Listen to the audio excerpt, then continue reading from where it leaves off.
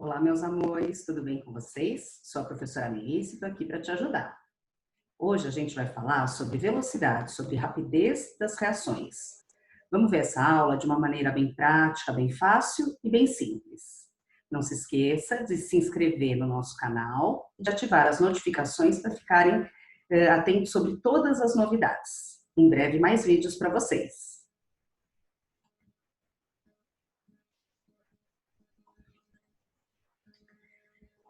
Então, vamos começar a falar um pouquinho sobre velocidade ou rapidez de uma reação, de uma transformação química.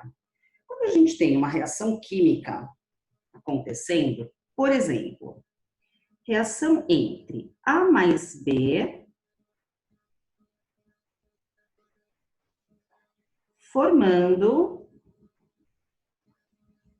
C e D. Logo no comecinho, a gente tem uma certa quantidade de A, uma certa quantidade de B. E não temos nada de reagente. Então, quantidade de reagente logo no comecinho, 0 e 0. Conforme o tempo vai passando, os reagentes A e B vão sendo consumidos e vai formando produto, vai formando C e D. Aí o tempo vai passando e a quantidade de A e B continua diminuindo e as quantidades de C e D vão aumentando. Se essa reação estiver numa proporção estequiométrica, a tendência é de que no final a gente não tenha nada de A e B, tenha só os produtos C e D. Então, se a gente fosse fazer um gráfico de como varia a concentração do reagente em função do tempo, como é que fica? O que vai acontecendo com as quantidades de A e B conforme o tempo vai passando? A quantidade de A e B vai diminuindo conforme o tempo vai passando, tendendo a 0. Então, tenho aqui a concentração, esse colchete indica a concentração em mol por litro. A concentração do reagente em função do tempo vai diminuindo, tende a 0. E o que acontece com o produto? Com a quantidade de produto, com a concentração do produto em função do tempo. Parte de quanto? Logo no comecinho, a gente tinha algum produto? Não, então o produto vai partindo de 0 e vai aumentando com o tempo, até chegar numa quantidade máxima. Então, essa é a concentração do produto em função do tempo. Então, só lembrando que esse colchete, em química, representa para a gente a concentração em mol por litro. Como é que eu vou calcular a velocidade? O que é velocidade? Vocês estão acostumados a trabalhar com a velocidade em física, né? E a velocidade em física, a velocidade média é a variação do espaço, é o quanto você percorreu num determinado tempo. Na química, vai ser a variação de uma certa quantidade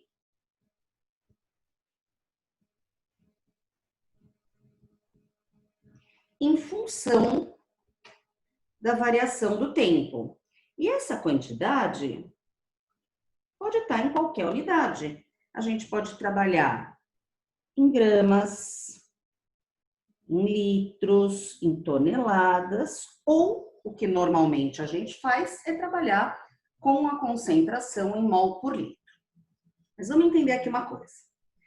Eu tenho uma quantidade, aqui eu não falei unidade ainda, eu tenho uma certa quantidade de A e B no começo, essa quantidade vai diminuindo, vai diminuindo. Se eu fizer a variação da quantidade para o A ou para o B, delta é sempre final menos inicial. Eu vou encontrar o quê? Um valor negativo. E para a gente não trabalhar com valor negativo, a gente vai colocar nessa formulinha o módulo da variação da quantidade em função da variação do tempo. Então, aqui nós tínhamos a quantidade no tempo 0, aqui tempo 1, que pode ser 1 segundo, 1 minuto, 1 hora, 1 dia, tá? E aí a gente vai analisar como trabalhar então com a velocidade. Vamos supor que esse tempo tenha sido dado em segundos. Então, aqui o tempo, vamos supor que tenha sido dado em segundos. E que esses valores são as concentrações em mol por litro. Então, a minha velocidade vai ficar o módulo da variação da concentração. Vamos supor que eu queira a velocidade do ar. Então, vai ser o módulo da variação da concentração do ar dividido pelo intervalo de tempo. Então, eu quero a velocidade nesse intervalo de 0 a 2 segundos. Então, vai ficar assim, ó, que a velocidade de ar vai ser o módulo, quantidade final, 60. Quantidade inicial, 100, dividido pelo intervalo de tempo. E esse intervalo de tempo é de quanto? De 2 a 0 segundos, né? De 0 a 2 segundos. Então, se a gente faz final menos inicial, vai ficar aqui 2 menos 0. Deixa eu arrumar isso daqui para vocês. Eu ia colocar de novo aqui o ΔT. Deixa eu colocar já aqui a variação. Então, qual é a nossa variação? 2 menos 0. Então, a gente tem aqui, ó, menos 40 em módulo 40, dividido por 2. A gente tem, então, 20 mols por litro por segundo. E é muito comum aparecer assim, ó, que a velocidade do ar é de 20 mols litro a menos 1 segundo a menos 1, tá? Como está dividido por litro e por segundo, eu passo para cima, fica litro a menos 1, segundo a menos 1. Existe outro tipo de exercício em que ele dá para a gente a equação química. Por exemplo, eu tenho aqui, ó, nitrogênio mais hidrogênio formando amônia. Aí vamos supor que o exercício forneça assim, ó, que a velocidade de consumo do hidrogênio seja de 6 mols a cada minuto. E aí eu quero a velocidade da amônia, por exemplo, em gramas também por minuto. Bom, vou precisar trabalhar com uma regrinha de 3. Então, vamos anotar os dados que o exercício me fornece.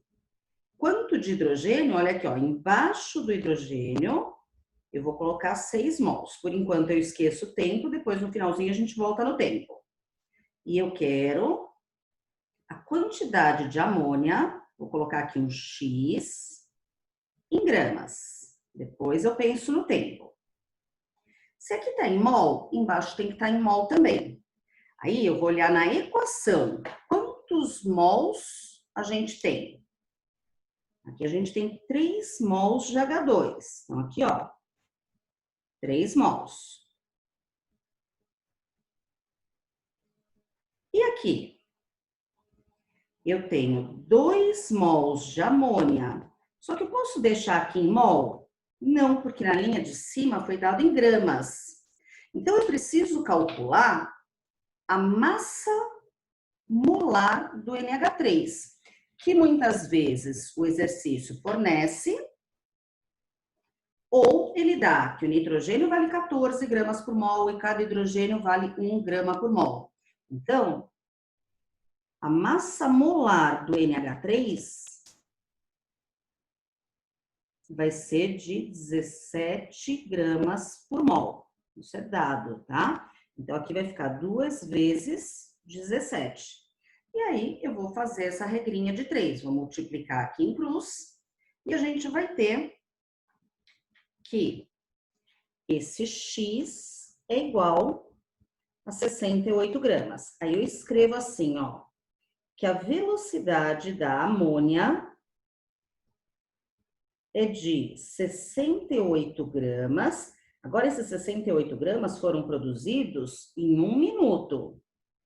Como a gente quer em 1 minuto mesmo, eu não preciso fazer nada com o tempo. Ah, mas e se eu quisesse em 1 hora? Eu faria assim, 68 gramas tá para 1 minuto. E em 60 minutos, quanto eu conseguiria obter? Eu teria que trabalhar com mais uma regrinha de 3. Certo?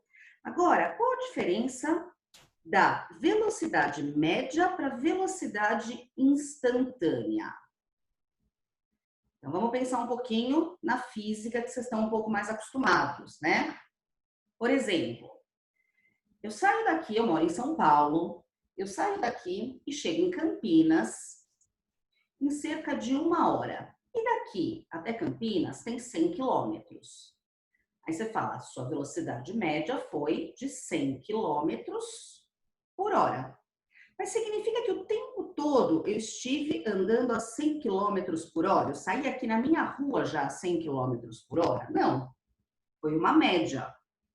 E a velocidade instantânea? É na hora que eu passo pelo radar. O radar na estrada permite uma velocidade de 120 km por hora. Se eu tiver a 125, eu vou ser multada. Não adianta depois eu alegar que a minha velocidade média foi de 100 km por hora. Não, na hora que eu passei pelo radar, eu estava numa velocidade acima da permitida. Como é que a gente vai trabalhar com velocidade instantânea?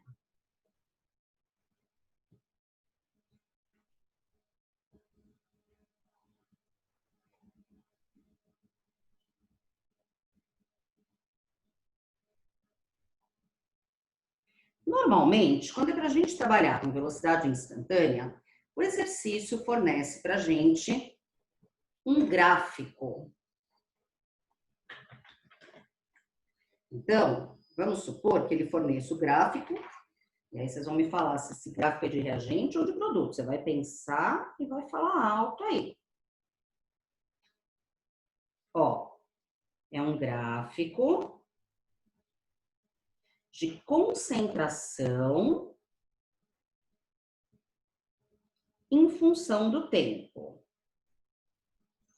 Aí eu tenho algo desse tipo, ó. Partindo de uma certa quantidade e vai diminuindo com o tempo. Ah, se vai diminuindo com o tempo é porque é um reagente. Perfeito. Tinha pensado em reagente? Ótimo. Olha lá. Agora, eu quero saber a velocidade nesse determinado tempo. Olha o que eu faço. Eu vou até a curva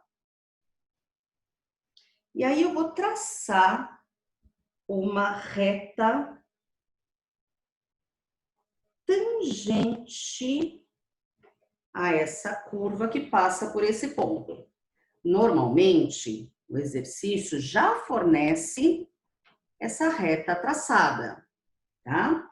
E aí eles vão fornecer alguns dados. Por exemplo, ele vai te dar essa concentração e esse tempo. E vai ser dado, por exemplo, essa outra concentração para esse outro tempo. Eu estou enxergando um triângulo aí no meio. Você está enxergando esse triângulo? Vou destacar esse triângulo aqui para você. Ó, aqui, essa parte e essa parte, tá vendo? Ó, então, eu tenho um triângulo aqui, tá? ampliar um pouquinho esse triângulo? Vai ficar mais fácil da gente enxergar. Então, olha aqui, ó. Eu tenho aqui. Não vou colocar quantidades aqui, tá? Vamos só se preocupar com o que a gente teria que fazer para calcular a velocidade instantânea. Então, aqui a gente tem um ângulo, vou chamar esse ângulo de ângulo alfa. Quando a gente fala em velocidade, não é a variação da quantidade em função da variação do tempo? A variação da quantidade está aqui. A variação do tempo está aqui. Então, esse lado é a variação da quantidade. Esse lado é a variação do tempo. O que esse lado é em relação ao ângulo alfa? É o cateto oposto. E o que esse lado é em relação ao ângulo alfa? É o cateto adjacente. Então, se eu quero calcular a velocidade instantânea, eu faço cateto oposto dividido pelo cateto adjacente. E você lembra da geometria, o que é cateto oposto dividido por cateto adjacente? É a tangente desse ângulo alfa. Então, tem algumas maneiras da gente trabalhar com a velocidade. Trabalhando com a velocidade média, a variação da quantidade em função da variação do tempo, e normalmente na unidade que o exercício dá. Às vezes você vai ter que transformar de grama para mol, de mol para grama, mas normalmente ele já te dá nas quantidades que ele vai trabalhar mesmo.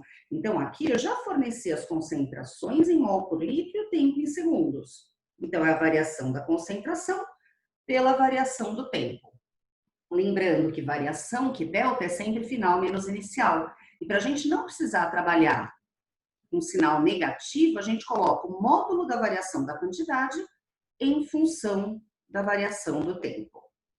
Ou, quando um exercício te dá a equação química, te dá a velocidade de um e pede a velocidade do outro.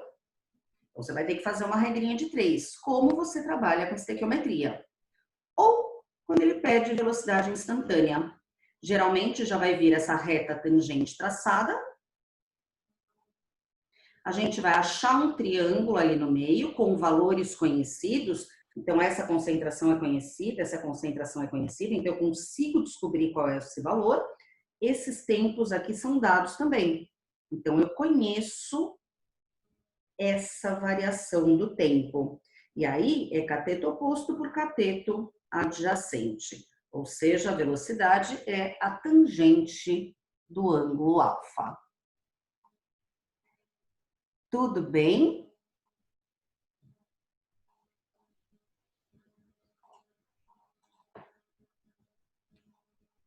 E aí? Espero que tenha ajudado. Qualquer dúvida, deixa no comentário. Não esqueça de deixar o seu like e aguardar o próximo vídeo. Um abraço e um beijo bem grande para vocês. Tchau, tchau!